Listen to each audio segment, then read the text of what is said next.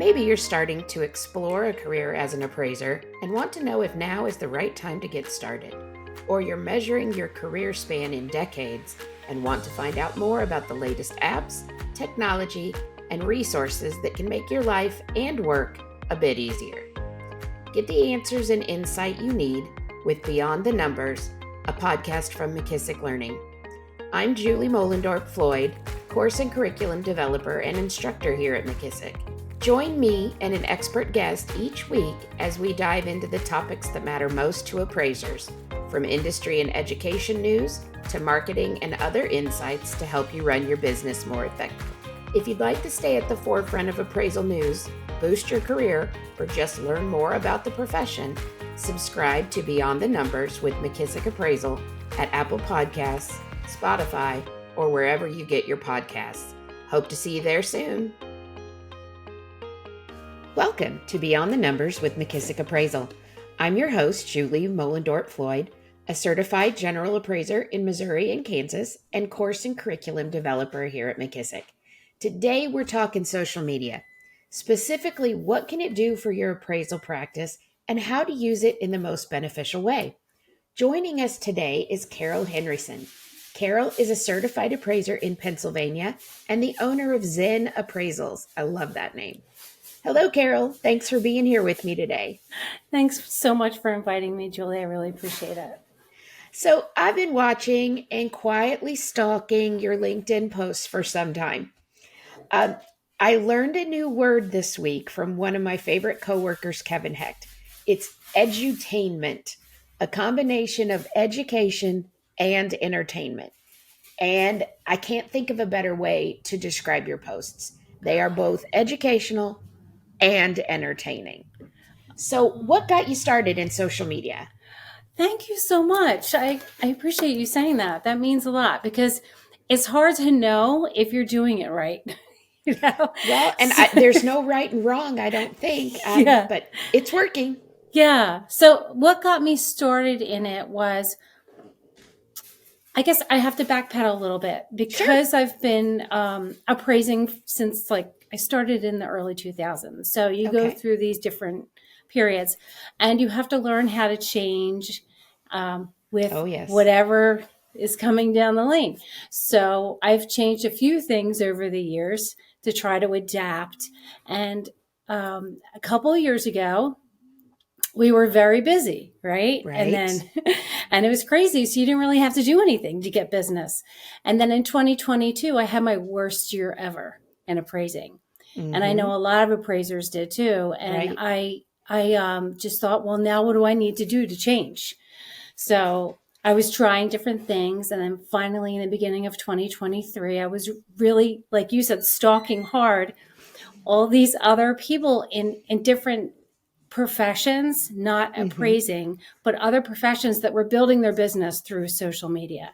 Sure. And I thought, well, why can't I do that? So that's basically what got me started with that. And then just learning how to do it, just following people who I thought were really good at it. And maybe not do things exactly like they do, but be inspired by what they do and then put your own twist on it.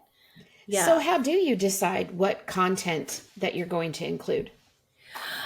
So what I want to do is I try to do something that no one else is doing because you don't want to blend in with everybody else. That's why the name of my company is the way it is and my website. I want to try to be different and that will probably turn some people off, but it will also attract all the people that I want to work with. Sure. So that's basically what I do. I look and see what other people are doing and I like that. I don't like that. Well, maybe I could do something differently. And then I basically put the blinders on and I look forward and I don't compare myself to anybody else and I just do what feels right to me. And so for a while, it was like a struggle to figure out what to post. So I'll admit, ChatGPT is not something that I use in reports, but there's a place for it in social media. Sure. It can be very helpful if you use it correctly. Yeah. So I just put things in there and I get ideas from that and I pick the things that I like that resonate with me. And then I try to put my own personality into it, like tweak it. And then I just find videos that, it's not random. Mm-hmm. So what I do is I took a course on how to build a business, to start on Okay. an online business. Great. It was based on affiliate marketing. So Mm-hmm. that's like a foreign word to a lot of people. But if you are, it's basically promoting other people's businesses and then you make money from it. So I thought I Okay. can use that to promote my own business. How are they Sure. doing that? So, like anything, that's why I have like what is that? All you can have education with McKissock, like you It's have the to. best. Subscription. Yep. Yeah. So I took a couple courses from people who knew what they were doing and I just applied that. And one of the things that I learned was that nothing about it is random. You have to research and Right. figure out what is working, what is trending, what is attractive to the people that you want to attract. Mm-hmm. So I look for videos that, like, our company is based on unique appraisals. So Okay. I look for videos that other people have made that are very unique homes, and you can remix them. But you Okay. don't but you don't want to just use any video. You want to use certain ones that have certain stats. Okay. You want to use music that's trending, things like that. Yeah. And I saw um, one of your videos and I thought that looks like a professionally created video. So you're not creating them yourself, No. but that's interesting. I didn't even know you could do that. You Uh, can, and there's nothing wrong with it because what sure. happens is it's just a button that you push in Instagram, really. So I Okay. create everything in Instagram, um, and when you go and you find the video that you want to use, there's a button that says remix, and Okay. then that person gets the recognition for making the Sure. video, Sure. and then Very you just interesting. reuse it for yourself. Yeah. I love that. And that leads me to my next question. I follow you on LinkedIn, but you said you create your content on Instagram. What other platforms do you use? I post that content first on Instagram, Hmm. and then the smart way to do social marketing is that you want to do something once and repurpose it as many times as you can. Right? So basically, I start out with a blog post, Hmm. and then I take the information from that blog post and I create a reel on Instagram, and then I reuse that on Facebook. I reuse it on LinkedIn. Um, I take information from that and I put it on Google Business Profile. Wow. You So, are cross marketing. I like it. I yeah, like it. So yeah, some of your posts are Pennsylvania specific that yes. are related to your market, but some are general to not just appraisers, but users of appraisal services. So who is your intended audience? That's a great question. So, my intended the reason I got in it to begin with was to make my phone ring, right? To Okay. get more business. And whatever it is I'm doing right because our phone is ringing. I have no complaints. We have plenty of business coming in. So then I thought, how can I expand on this? Because at first I was just doing charts and graphs specific to Hmm. Pennsylvania. And then I thought, well, how can I maybe help elevate our profession, help other people understand our profession and what we do and how we do it? Because it seems to be a secret to so many people. Right. We are And mysterious. yeah, and I get so many calls from people that say, "Well, how do you do an appraisal?" Like before they'll decide to hire somebody, they have questions. So if I can answer those questions ahead of time, then it helps Hmm. them understand what's going on. So it's That's still fantastic. the same target audience, Hmm. realtors, because we get a lot of business from realtors Sure. and homeowners. Okay. So Yeah. um, I was scrolling back through your feed and my favorite post you have, it's an Yep. older one. It's from 8 months ago, but in my opinion, it's timeless. It's called What Not to Say to an Appraiser. What's the backstory on that post? Because I love it. I'm going to be completely upfront with you. I was inspired by Ryan Lindquist for that Ryan post. Link, Yep, he's a fantastic appraiser. he is. He is. And I read his social media. Hmm. He's a wonderful person, and I saw him post that once, and that inspired me. That's exactly where it came from. And I think I love it so much because you keep some humor in it. Um, in the first section, you have what not to say, a big long list of what not to say. But then you wrap it up and you kind of put a bow on it, including a section that is say this instead. So you're keeping it positive, not the current doom and gloom and negativity that sometimes we see with the praisers and social media. But you end it with here's how you can get your message across to an appraiser appropriately. I love it. I love it. Thank you. So what's your favorite post of all time that you've made? What would you say is your favorite?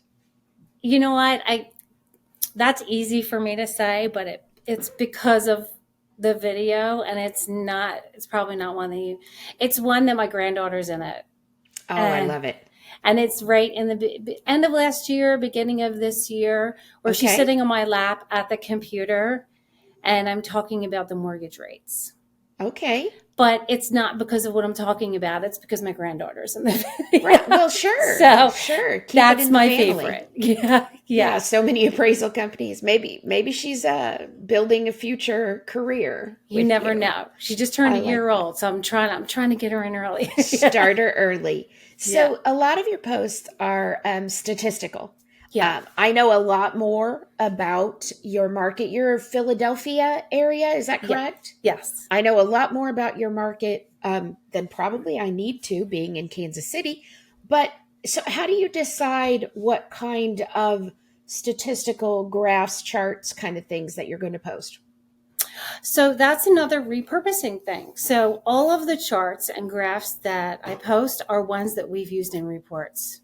Oh, So wow. so whenever I'm doing a report, I have a checklist of things that you want to do is you go through it. And one of the things is post graphs to social media. And so Okay. so I'm not, it's like work once and then put that to work several times. So that's Work smarter, not harder. yeah, I feel it. I feel it. exactly. So where does your data come from? Is it your local MLS or where do you get that? So some of the charts come from our MLS, and we can make charts right in our MLS. We use Bright, Okay. so I don't. It's pretty big MLS, but we Hmm. can make charts right in there. So the charts that we are downloading to use for our appraisals, I'll just save those, and then I take those, put them in Canva, make them real pretty for social media. Um, Okay. and then the other charts are from Spark. I don't know if you use Spark. Spark. Okay. Yep. So that's where those are from. I contacted the owner of Spark and I said, "Hey, do you mind if I use these for social media?" And he said, "Go for it." So Great. yeah, they're really I nice. love seeing that information out there. I've learned a lot from them. Yeah. So if I'm an appraiser, right now I'm just doing my traditional residential lending. I don't get out of my box too much, but I'm thinking about dabbling in some social media. Where should I start? Um, I would say start with the platform that you know the best Okay. because there is a learning curve to it. And like I'm not on TikTok yet because I don't know TikTok. Right. It's But basically reels. I mean, yeah, it's very similar. yeah. But what I did was I started first on Instagram. And once Hmm. I got that down to like get things done as efficiently as possible, then I added on Facebook and then I added on LinkedIn. So you just start with the one that you know the best because you're Okay. already busy enough doing your job and living your Sure. life. So you want to start with what you know best and then figure out what you want to learn next. Because on every single platform, there's going to be some people in there that are interested in what it is that you're saying. Right. So I don't think there's any right or wrong place to start, you know? Okay. So, Yeah. how has it helped your business grow? What have you seen as a result of your social media activity? So when I ask people where they found us, A lot of people, because that's like one of the first questions I ask, because if somebody referred us, because that happens half the time, Right. I want to say thank you. But then some people will say Google. So then I have to go deeper because Google shows you everything, right? It shows you Right. LinkedIn profiles and all. So then I ask them specifically, like, hey, did you see our website or a blog post or what did you see? And I get all different answers from that. A lot of them say, I like what I read in your blog post, but all of our social media leads back to our website because Okay. that's where we want people to end up because that's where they can order an appraisal or contact us. Mm-hmm. So honestly, I don't have the stats to say which site is the best because I'm not doing this to become like this Instagram influencer. Influencer. Right? Right. So I'm not focusing on how many followers I get or any of that nonsense. I just am focused on, is my phone ringing and what did I Right. do differently the last couple months that, what did I change? What can I do more of or less of? And it seems like posting consistently every Mm-hmm. single day on social media makes my phone ring. I love it. That's all I can I love say. it. I always Yeah. recommend to appraisers that are wanting to branch out in their markets is you have to establish yourself as a valuation expert. I am the come to me with your valuation questions. I'm here, I'm available, I'm accessible, I'm the pro. And I think you do that very well. Thank you. If I had an appraisal that I needed done in Philadelphia, I would call you. Oh, thanks. Thank you for saying that. That means so much. I appreciate it. So anything you want to leave our listeners with? What should be their first takeaway when we talk about social media? Is it I be think the most consistent? important thing is consistency, definitely, because the way the algorithms work and Google works, it likes consistency. But um, it doesn't make sense to be consistent with content that people don't want to see. And Oh, good point. people go to social media to be entertained, to be educated, to learn something. They don't go there to get sold. Right. That goes back So to that edutainment again. yeah. So Yeah. it's rare that you'll see me say, hire me for an appraisal. Like I will never say Right. that. I feel like if I'm providing what it is that person is finding valuable, they'll call me. I don't need to ask them to call me. So that would be the most important thing. Just provide value and it will come back to you. It will. You don't have to ask for it. I like that. Put that good knowledge out into the world and it will come back to you. It Kind of will. an appraiser karma, would you say? Yes. I Yeah. like it. Hence, Zen appraisals. I see the contradict or the consistency there in the name. I So try. thank you all for listening to Beyond the Numbers with McKissock Appraisal, and a big thank you to our guest Carol Henryson, owner of Zen Appraisals. If you need an appraisal in Philadelphia, she's the one to call. So be sure to rate, review, and subscribe to our podcast. And join us next week where we'll be talking to Isaac Peck with OREP as he helps us understand the ins and outs of E&O insurance and whether you need it in your practice. It's great to talk to you. It's next week will be a great talk with Isaac. We don't want anyone to miss it. So thanks for being here, Carol, and thanks everyone for stopping by. Thanks for tuning in to this week's Beyond the Numbers. If you'd like to stay at the forefront of appraisal news, boost your career, or just learn more about the profession, be sure to subscribe to Beyond the Numbers with McKissock Appraisal at Apple Podcasts, Spotify, or wherever you get your podcasts. Thanks for stopping by.